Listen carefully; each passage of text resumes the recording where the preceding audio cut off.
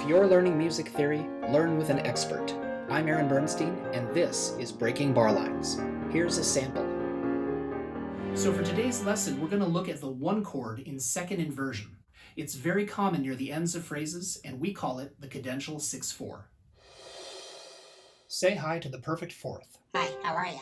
When the bass arrives at B, it makes a perfect fourth with the soprano's E, and you can hear how unstable it sounds.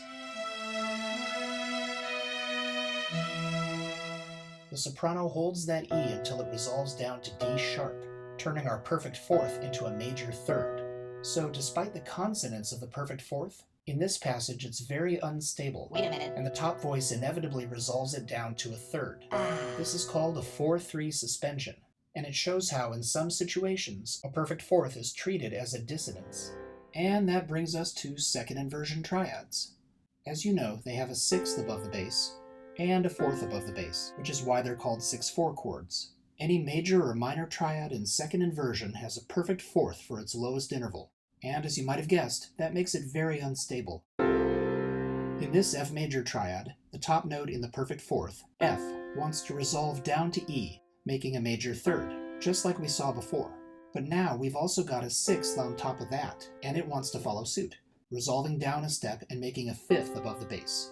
The outcome? Our second inversion F major chord has become a root position C major chord.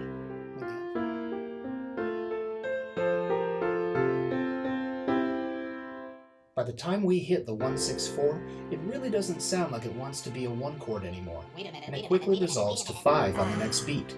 That's because, for all intents and purposes, it already is a 5 chord. It just hasn't made up its mind yet. It's already got the root of the 5 chord, C, in the bass. And we've already seen how the upper voices are really just a couple of suspensions. A fourth down to a third, and a sixth down to a fifth, giving us our much-awaited 5 chord. Because it appears right before a cadence, it's known as cadential 6/4.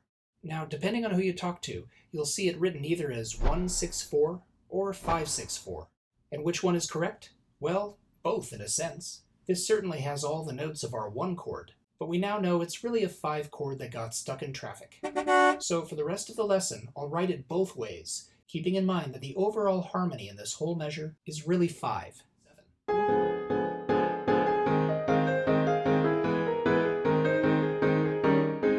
Here's the cadential 6/4, and we see our 5 chord has picked up a 7th. This is another common way to resolve cadential 6/4. Here's the voice leading. We're in A flat major for this famous ragtime piece.